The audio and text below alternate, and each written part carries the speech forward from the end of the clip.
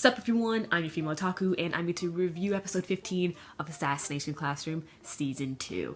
And we finally get this episode after that 1 week break, and then also having it not air yesterday, just... Oh, it's finally over. It's here. And the revelations? Oh my gosh. All of those revelations we got. Oh my gosh. There's so much reveals.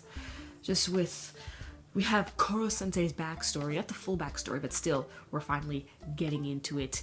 And we also find out more about Shiro. And it's just, oh my goodness. I just couldn't believe it. And no. Let's talk about the first 5 minutes of the episode, okay? So, with Kayano going crazy and everything and how she's about to die, Koro-sensei said that we just gotta remove her tentacles. Okay, we gotta move the bloodlust within her tentacles and just, remove all that. So, the plan was to distract Kayano so that Koro-sensei would be able to remove the tentacles from her. And Koro-sensei had to get, hit in the process, in his weak spot, his heart, which is at the center around where his tie is. So, he does that, almost dying, but luckily he's going to heal, and Nagisa goes in and makes out with her.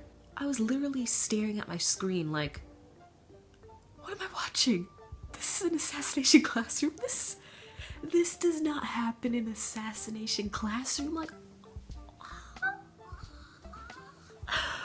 wow.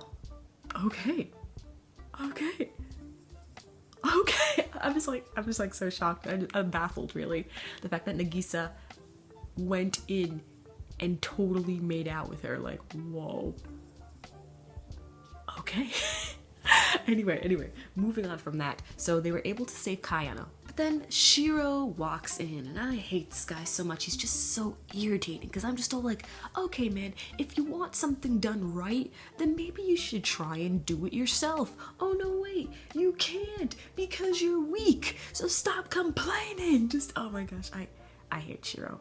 I hate him so much. But anyway, so Shiro walks in and we see his face, and turns out he was the person who experimented on Koro-sensei back when Koro-sensei was a human. He's the one that turned Koro-sensei into what he is now. So it's like, what? So then we learn more about Koro-sensei's backstory, and this is where it gets really good. If you thought it got good, no. This is when it really got good. You see, with Koro-sensei and his backstory is that he grew up in the slums, so of course, you gotta fight for survival. So he decided to kill to survive, and therefore he became the Reaper.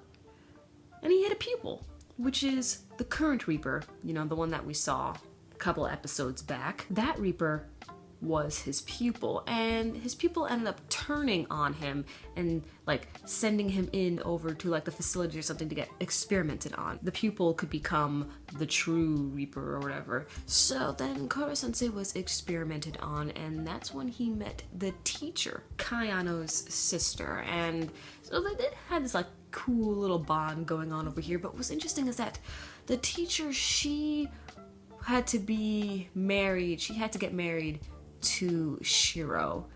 And I was like, wow, it's kind of sad, man, because he was beating her over the head, and I'm just like, she's a sweet woman, she's a sweet quirky woman, why would you do that? She doesn't deserve that at all. So this disgusting guy starts beating her over the head, and I'm just all like, oh my goodness, this guy has to die, but unfortunately he's still alive, so it's like, Anyway, so Koro-sensei keeps on trying to plan when he should kill Shiro and the other doctors, but ends up not doing it, probably to stay closer with, the teacher. But then we see that the experiments is starting to seriously change him and harm him and everything. And where we leave off in the episode is 2 weeks before the teacher's death, and when Koro-sensei turns the full moon into a crescent. So this utterly amazing episode. I'm so happy with all these reveals that we got. It's amazing. And we got a new opening, and I'm kind of upset because I really liked the other opening. The other opening is definitely my favorite out of all the openings of Assassination Classroom, but we got this new one, and